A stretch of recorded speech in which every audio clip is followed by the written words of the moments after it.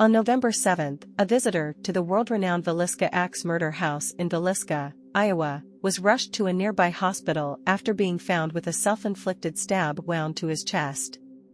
The house is a familiar sight to paranormal investigators, who have proclaimed it to be one of the most haunted places in America following the 1912 murders of 6 children and 2 adults whose skulls were crushed while they slept in their beds.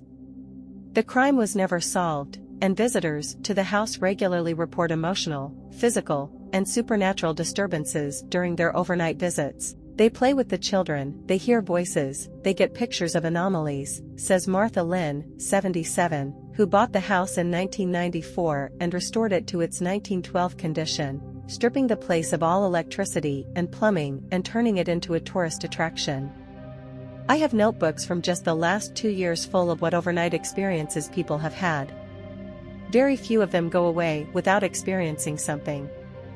Those experiences cost guests $428 a night. Apparently, people will pay good money to sleep in the presence of potentially malevolent spirits. Due to the overwhelming number of paranormal experiences reported in the house, it has become one of the most regularly visited sites for ghost hunters, who will often bring Ouija boards, EVP recorders, the Geiger counters of the paranormal investigator world, or the original axe from the murders into the house in attempts to stir up whatever dark forces lie within its cursed walls.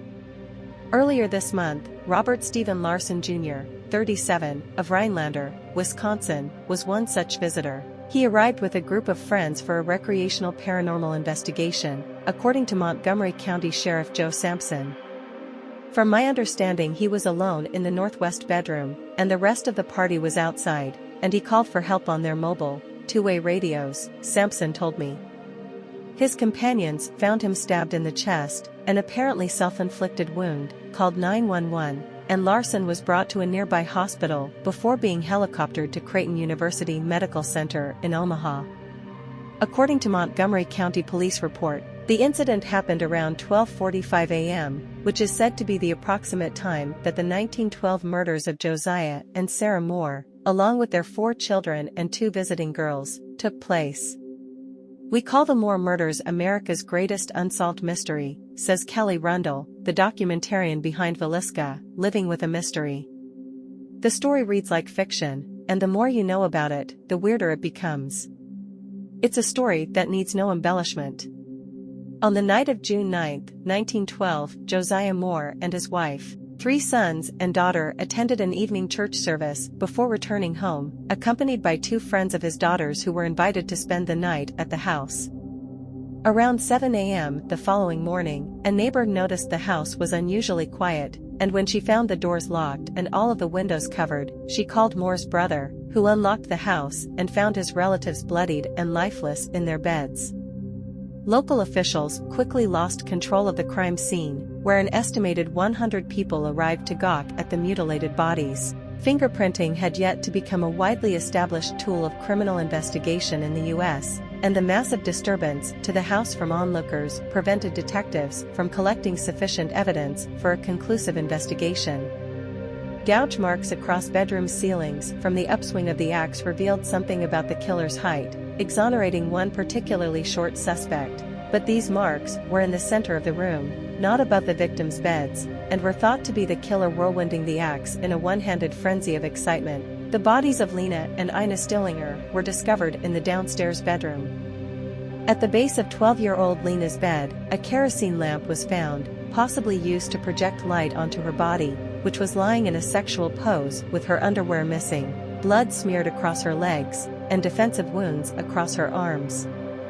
Investigators believe she was the victim of sexual abuse, and also the only member of the house who attempted to fight off her attacker. With today's technology and investigative techniques, the original murders might have been solved quite easily, while a wide array of suspicions and finger-pointing at the time divided the town into feverish hysteria. Historians today identify 3 different possibilities for the killers: a serial killer with ties to other, similar murders, a traveling preacher with a history of sexual misconduct, and a state senator who was thought to have hired a coke-addled hitman to kill Moore. But no one was ever convicted. A number of books and documentaries have chronicled the murders and subsequent paranormal investigations of the Moore house. They cite various individuals who claim to have seen a man with an axe roaming the hallways, or heard the desperate cries of children in their bedrooms, or become trapped inside the bedroom closet where Lena Stillinger is thought to have hid from her attacker. But when Rundle began filming his documentary in the 1990s, there had been little talk of the house being haunted. He says that in his years of filming inside the house, he never experienced or saw anything out of the ordinary, nor did any of the previous occupants he spoke with who had lived in the house for years before it became a tourist attraction. The first paranormal investigators visited the house in 1999. They declared the house was haunted, and that they would identify who the killer was, he tells me. Before this, those who visited were interested in the place merely as a well-preserved document of the past. The house is on the National Registry of Historic Places. It's unfortunate that more people aren't interested in the true story of the house, because like any historical story there's something to be learned, Rundle says. If people are just going in there to get scared at something they thought they heard or saw, I don't know what they learned from that. Sheriff Sampson has been on the county police force since 1992, and sheriff for the last 6 years. He says that he's never been called out to the house for any emergencies in the past, and refers to Villisca as just your basic, small-town, Iowa farming community. The town has drawn a lot of attention since the Larson episode, however, and both Sampson and Lynn, the caretaker, say they have been inundated with media inquiries, which they hope will end soon. This particular incident has been very upsetting, Lynn says.